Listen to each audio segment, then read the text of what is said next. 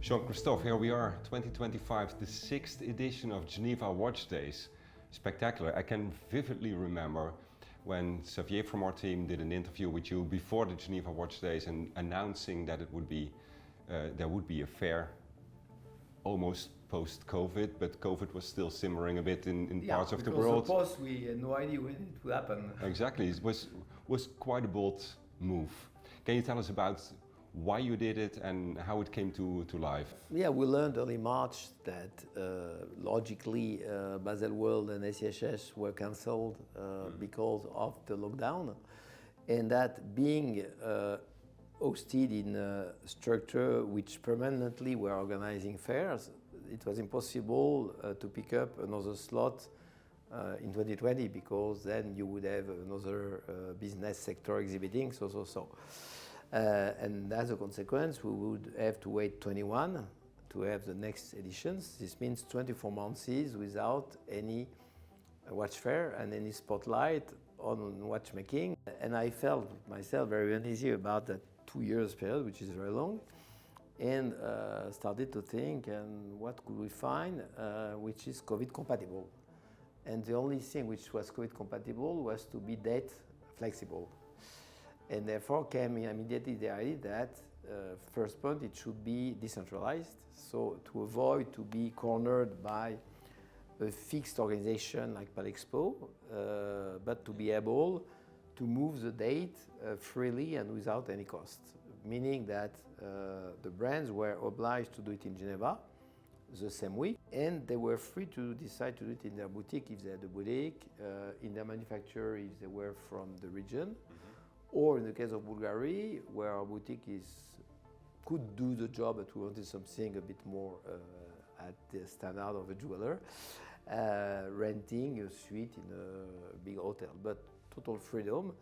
So we had the support immediately on that idea by the state of Geneva, and we were endorsed, and we are still today the only watch fair which is endorsed officially by the state and the city of Geneva.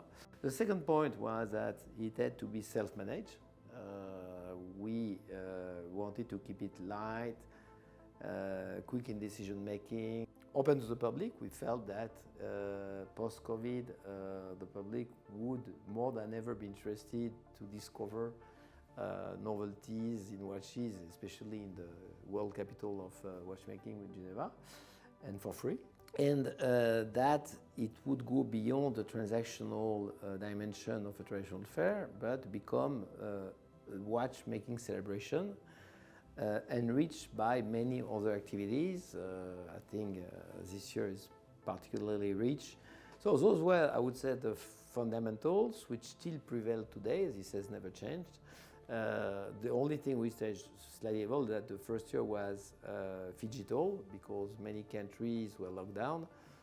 And those fundamentals have been leading also to very low cost compared to traditional fairs, because basically, as each brand is organizing itself for its showroom, make the cost of the showrooms very little because most are doing in the boutique or in the manufacturer.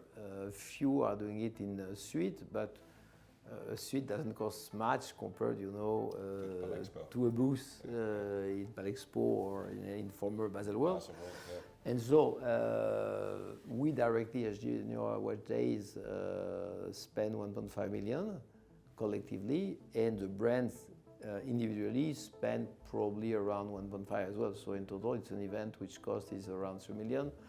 And for 3 million in the former Baselworld, you had half a booth for a brand like Tiger, or even less than that. So, and here we have 66 brands. And it's also a very eclectic group of watchmakers here.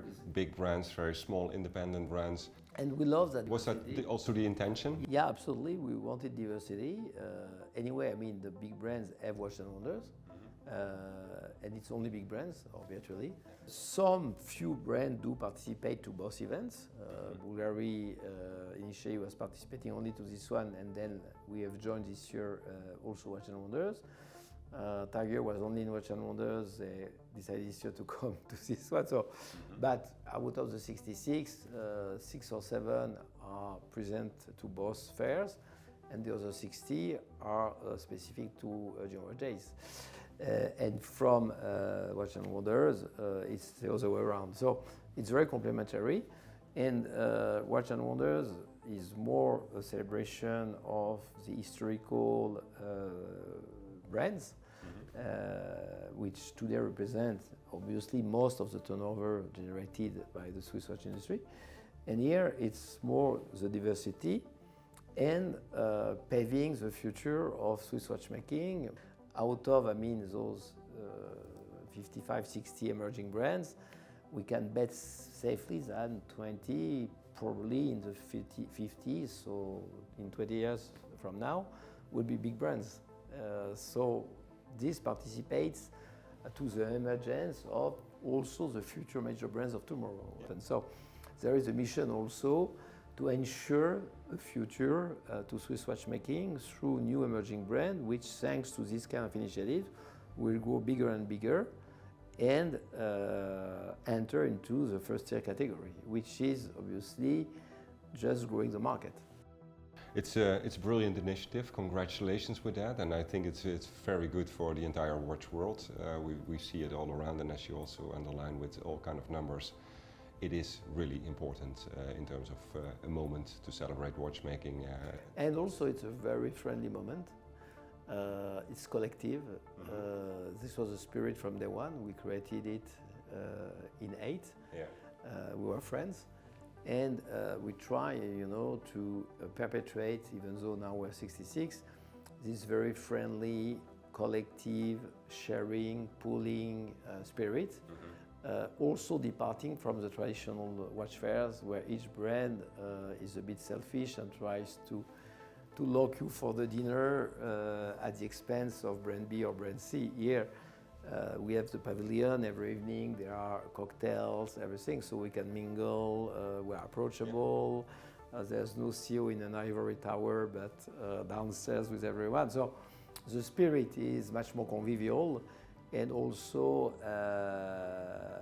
is very appreciated by participants. The spirit is great, honestly. If you talk to anyone who visits the Geneva Watch Days, everyone is like, this is my favorite fair, it's fun, you walk around, you meet people. Yeah, and they appreciate to walk from one showroom to the other showroom, rather than to be locked into a big warehouse for 10 hours. With artificial light, a watch has to be seen on normal light, ideally like a jewel, So they appreciate also the fact that in between two meetings, you can walk 5-10 minutes in the open air in locations which are quite aspirational because we are lucky to be in one of the most beautiful places of Switzerland.